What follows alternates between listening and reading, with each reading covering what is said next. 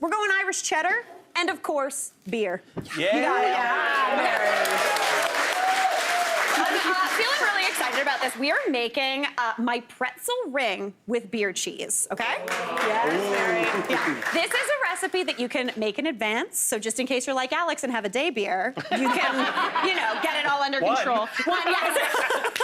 So we're gonna start off with our pretzels. So the first thing we need to do is get to work on the thing that's actually gonna pretzel our dough. So I'm not asking you to make pretzel dough. I'm not gonna ask you to do that. We're just gonna use store-bought pizza dough. Because again, life doesn't need to be difficult. It's hard enough. We're just gonna use the pizza dough at the grocery store. But to pretzel any sort of dough, basically what you're looking to do is you're looking to change the outside, this is gonna get sciencey, the outside pH of that dough. So you wanna make it a little bit more basic. So traditionally, if you're making pretzels, you're using something that's called lye. But lye is dangerous, very dangerous, super caustic, so we're not gonna use that. We're gonna use something that you have in your pantry, and that is baking soda. Perfect. Baking soda is gonna change. pH level of water is neutral, it's around 7. We wanna make this a little bit higher, so we're gonna go into this 6 cups of water with 6 tablespoons of just classic baking soda.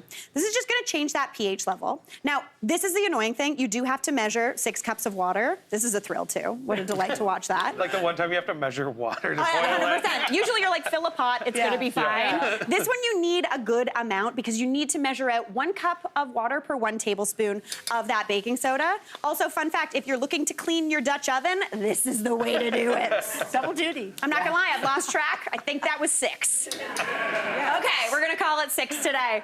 That is doing its thing. That's over about medium-high heat, and it's up to a simmer. So now we're gonna get to work on our pretzel kind of balls. You could do these in little knots, you can do them however, but I want it to be like a pull-apart ring that everyone can then dunk into the cheese. So fun. So we've got some store-bought pizza dough here. The one that you usually get near the deli or sometimes in like kind of the bakery area. If you buy the frozen ones, those ones are usually a little smaller, so you might have to use 2 here. But this is looking absolutely perfect. It's also usually like under $3. So what a steal, what a thrill. So I'm gonna divide this into 16 equal-ish pieces. For the purposes of TV though, I'm probably only gonna cut 4. So we don't have to sit here and watch me cut all these little balls of dough. Would I happily do this? Yes. You put a beer in my hand and let me do this all day, I'm happy camper. What a dream in the kitchen. Oh my gosh. So I'm gonna cut this into just little guys. And then what you wanna do is you wanna form those into just nice little kind of balls. So what you're gonna do is you're gonna grab your piece of dough, flatten it out, tuck all of the little edges in, just so it looks like a little kind of dumpling, sort of. Give it a flip over, and then make your hand almost into like a little bit of a claw. And you're just gonna run that around the board. That's gonna make it have kind of a tight skin on the outside, and you get a perfect little dough ball, looking absolutely adorable. So satisfying. Oh my gosh. That is satisfying. My mom, Myra's here in the audience today, having a good old time. Hi, Mom. I did not know she was gonna be wearing green today. Looking great. Now, when I was a kid, we used to go to a restaurant, and they made fresh flour tortillas. And I used to, instead of getting the like coloring sheet that they had, I'd be like, can I have one of those dough balls? Love it. And I would just play with the dough ball. Very on brand, Mary. Honestly, I come by it naturally, and this is what it is. So I'm just gonna get about 3 done, just so they're nice and beautiful. And then we're just gonna pretzel these. Now, as I said, you can pretzel literally any type of dough, but the pizza dough is perfect. So grab those little balls, and we're gonna pop those into this simmering water. So it's a really, really low simmer. This one's hardly going, but we're really not looking to cook that dough. You're just looking to coat it with that beautiful kind of basic solution. So pop that on in. Then we're just gonna get a slotted spoon and just let those do their thing for about 30 seconds. That's gonna give you a nice skin on the outside. This is similar to also making bagels. It gives you that chew that you're looking for. I love that. Oh my gosh. So good. It's the bee's knees, it's so good. It really is. All right, so these are looking good. They start to look a little kind of different on the outside, a little bit puffy. So I'm just gonna take those out, let them drip dry. And then I've got a skillet here, something that's safe to go in the oven. I've already got some kind of arranged around the outside. I'm just gonna pop those around the outside as well. And as you can see, this is gonna be like a little pull-apart situation, which is an absolute delight. I'm gonna snuggle him in there too. Now, what I wanna do is I wanna give these a little bit of an egg wash. So for my egg wash, because I want maximum golden brown, I've just done an egg yolk with about a tablespoon of water. You could do milk as well, but give that a brush. That's also gonna help my favorite thing about pretzels stick on here, and that's my good friend, crunchy salt. Gotta have it. Yes. Gotta have it. You know when you're picking out a pretzel, whether you're at like the mall or something like that, and you're just like, not that one. No. Not that one. I want the one that's covered in salt.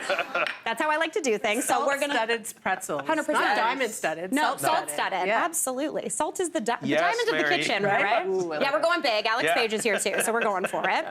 All right, now for the cheese, typically if I'm making a beer cheese, I usually do it in a skillet with like a roux and milk and kind of almost make it like a cheese sauce situation. Yeah. But this one is really simple. We want to keep it as easy as possible. So I have got just a brick of room temperature cream cheese right here that I'm just going to kind of mix up just a little bit just to get it a little smoother.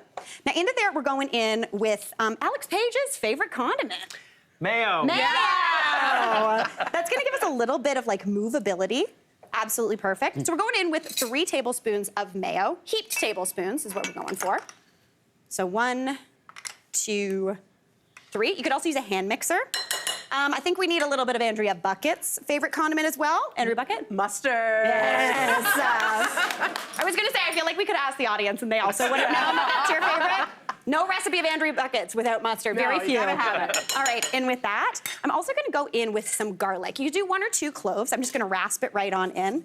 And then we need to use, I'm gonna call this Ren's favorite condiment. Beer. Yes! All right, so I have got a nice light Irish beer here. You could do this with a stout, but the light beer goes really well with the cheese. So I'm just gonna add in just about a 1/4 cup of that. This is like a nice amber color. Now, this is where it gets sloppy. I'm not gonna lie, you're gonna like Mary Berg. This is a disaster, it's not coming together, but it will, and it will bake up beautifully. So you're just gonna mix this together. I do this honestly a lot if I'm making cheese dip with wine as well. It works really nicely. It just gets everything nice and smooth. Now we're gonna go in with some cheese. Unfortunately, I made a whisk jail for my cream cheese, and this is where my dip lives now. But that's okay. I'm just gonna get that right on out of there. And we're gonna go in with an Irish cheddar. You want about 1.5 to 2 cups of that Irish cheddar. I've got it nice and grated, something nice and sharp. Like Yes. aged Yeah, even? crunchy. Crumbly. Yeah. Crumbly and beautiful. So just pop all of that cheese on in there. Give that a mix together. If it's a little bit lumpy, honestly, it's all gonna come out in the wash. So what I'm gonna do is I'm gonna transfer this right on into the center of those pretzel balls. Oh, God, now we're doing it. Now you see. Now we see what's going on. All right. Make sure not to cover them too much. Get that right in the center. And this needs to go into a 400-degree oven for just 25 minutes. Those pretzels are gonna bake up. That dip's gonna be amazing. Let's get that in the oven.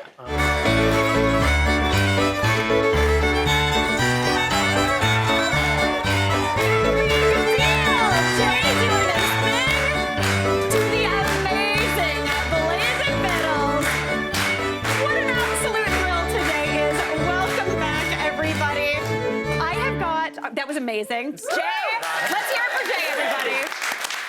I just got this out of the oven, and I am very proud of myself right now. Look at this pretzel ring with this beer cheese. Oh, like, my. Are you kidding me? This is incredible. Like, Yeah. this molten little bit of cheese in the center. Do you Yeah. see how good and golden brown those pretzels Yes, got? yes. That's because of that wild. baking soda. Yeah. I'm Smells so making good. this for my hooligans. Oh my gosh. I was going to say Alex Hooligan Page food. has his group of hooligans. Yeah. They're going to dig in. Now, Yeah. I will suggest allowing this to cool for about 5 to 10 minutes because right now this is literal lava cheese. Lava. Hey, Mary here. What did you think? Drop your comments below and don't forget to like and subscribe for more of the good stuff.